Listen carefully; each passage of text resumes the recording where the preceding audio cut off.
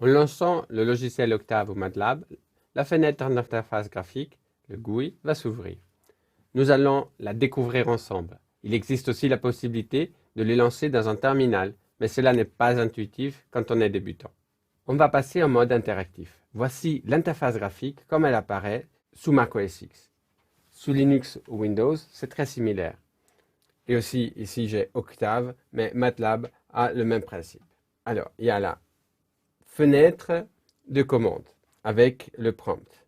Ici, c'est là où on va taper des simples commandes. Il y a l'espace de travail où on va retrouver les variables qu'on peut définir. Il y a l'histoire. Ici, vous voyez, il y a l'histoire des dernières commandes qui ont été données par l'utilisateur. Et il y a le répertoire courant, aussi appelé le path. On peut aussi changer le path. Nous, on va travailler plutôt dans le répertoire Introduction à Octave. Et on peut voir que j'ai déjà certaines fonctions qui sont définies.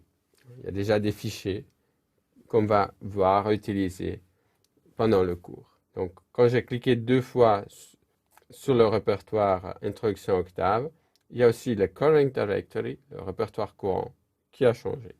On peut aussi le changer à partir d'ici.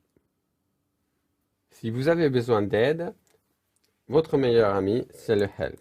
Alors, par exemple, vous pouvez taper Help Sinus. Il va vous donner une aide sur la fonction sinus. Sinus est une fonction built-in, c'est-à-dire qu'elle est déjà encodée dans MATLAB ou Octave, et on nous dit où est-ce qu'elle est implémentée. Ça, vous n'avez pas besoin de savoir. Par contre, ce qui est intéressant, c'est de savoir qu'est-ce qu'elle fait. Ici, c'est une fonction très simple, donc elle va juste calculer le sinus de la valeur x. Après, on nous conseille de regarder d'autres fonctions possibles et aussi éventuellement d'utiliser la doc. Qu'est-ce que c'est la doc? La doc, c'est une interface d'aide plus complexe que juste le help. Alors, si vous tapez doc, vous allez une sorte de browser pour pouvoir vous balader parmi l'aide des différentes fonctions et voir aussi d'autres fonctionnalités qui utilisent Sinus ou d'autres commandes. Par exemple, je peux aller à nouveau sur la fenêtre de commande et appeler doc Sinus.